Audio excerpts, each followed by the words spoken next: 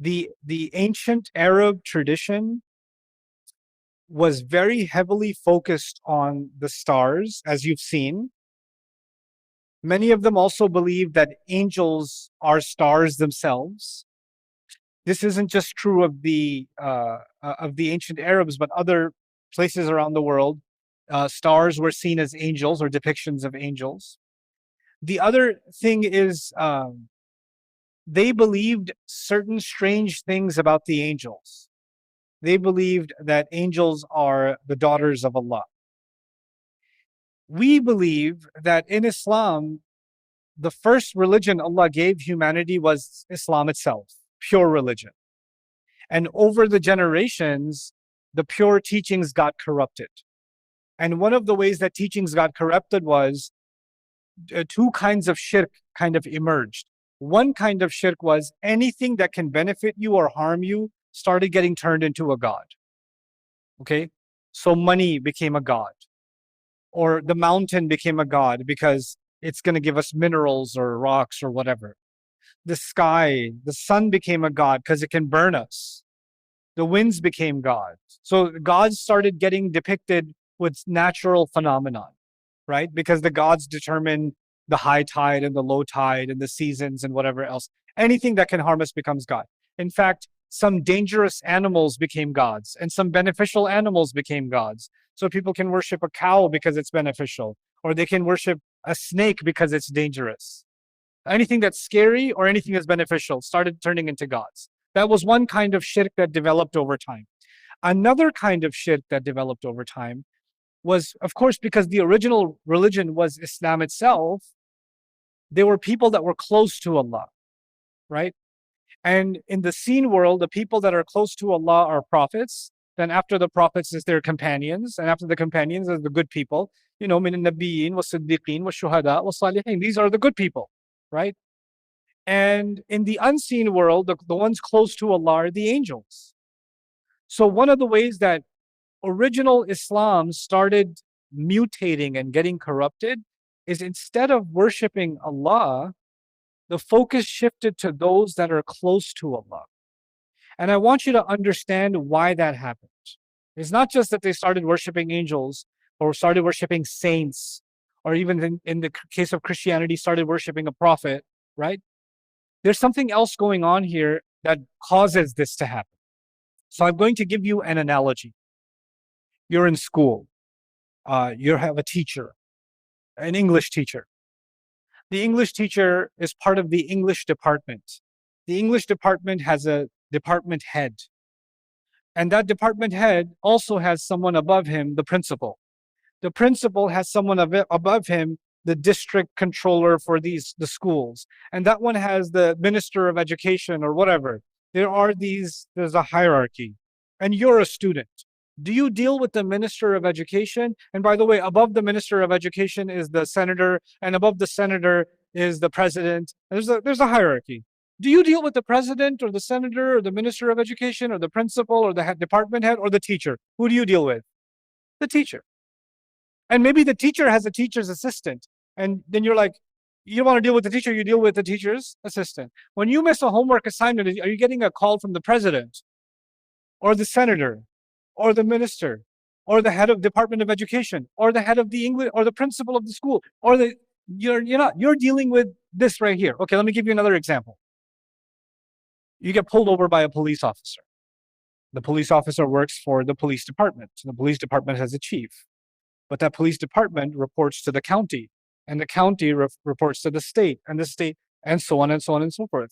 And then the government of the government of Texas or the governor of Texas. And then on top of that is the president. But when you're getting pulled over, who are you dealing with? You don't need to make the president happy. You just need to make this guy happy, and you can get off the ticket. Hopefully, right? That's that. You just need to make sure your teacher, you can schmooze your teacher to extend the deadline. You don't have to deal with anybody higher up. The idea of shirk was Allah is like really far. Who do we have to deal with right now? We have to deal with, we have to deal with our immediate problem. And these people that are close to Allah, they're close to us too. So long as we make them happy, they can deal with Allah. They can deal with the higher government of God. We don't have to deal with the government. We could just deal with the one in front of us right here. And since he's got the connection with the higher ups, we should be okay. You understand this phenomenon? So we don't have to deal with the ultimate God of the universe. We just have to deal with the God of rain because we need rain right now. That God of rain probably has a God above him and God above him, and there's the ultimate God. And by the way, even in religions that have multiple gods, there's always one presidential God, like a Zeus. You know, there's always someone on top, and then there's these subcategory gods. This is the philosophy of shirk. What I want you to understand is the reason they worshipped angels is because they believed angels are close to Allah and angels control a lot of things. Now, that's not entirely untrue. Allah says, يُرْسِلُ عَلَيْكُمْ حَفَظًا. Angels are sent as guardians over you. So one of the jobs of the angels is to protect. Angels deliver the rizq of Allah. تَنَزَّلُ الْمَلَائِكَ وَالرُّوحُ فِيهَا بِإِذْنِ رَبِّهِمْ مِنْ كُلِّ أَمْرٍ. Angels are responsible for delivering rizq. Angels may be responsible for the rain. Angels might be responsible for the delivery of clouds. That may be the system of Allah. Angels are responsible for delivering death, like the angel of death. The delivery of Allah's commands, the delivery system of Allah's commands for human beings, it seems in the Quran and in scripture, it works by way of departmentalized angels. One angel, their department is revelation. These angels, their department is protection. These angels, their department is rizq. Some angels, their department is just to make istighfar for the believers and do tawaf around the Kaaba or around the Arsh. They're angels in different departments. This becomes very clear from our revelation. The problem is, when you take this concept and you remove Allah from the equation, then you're not dealing with Allah, you're just dealing with the angels. So long as I make this angel happy, then there will be extra rain. There will be maybe the angel of death will say, okay, I'll come back next weekend. You guys, thanks for the chocolate cake. And we can grease some palms. This is actually the slow corruption of true Islam. But the original religion across every religion, the theory then is every religion you see in the world, whether it's Buddhism or it's Hinduism or it's Christianity or it's Judaism or it's Taoism or whatever other ism, if you go far back enough, what will you find? You'll find Islam.